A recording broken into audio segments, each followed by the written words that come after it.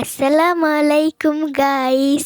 আজকে আমরা পেঁপে দিয়ে দেশি মুরগি গ্রামীণ পরিবেশে রান্না করব। ভিডিওটা শেষ পর্যন্ত দেখবেন। সব কি দিয়ে রান্না করছি সবার কাছে অবশ্যই ভালো লাগবে।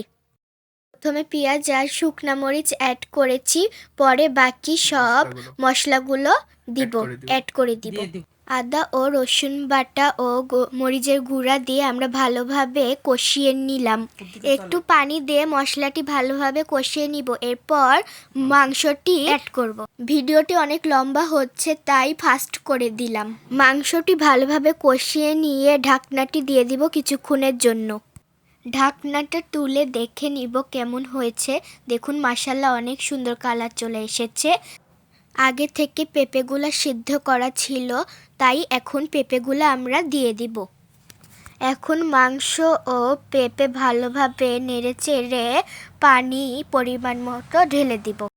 এখন ঢাকনাটি দিয়ে দিব। কিছুক্ষণ পরে ঢাকনাটি উঠিয়ে দেখব তরকারিটি কেমন হয়েছে। দেখুন কত সুন্দর কালার চলে এসেছে এবং কত সুন্দর ঘ্রাণও বের হয়েছে। দেখে মনে হচ্ছে এখনই গরম গরম তুলে খেয়ে নেই।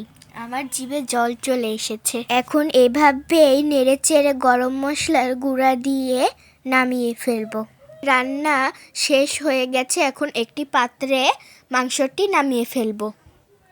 আজকের মতো এখানেই শেষ।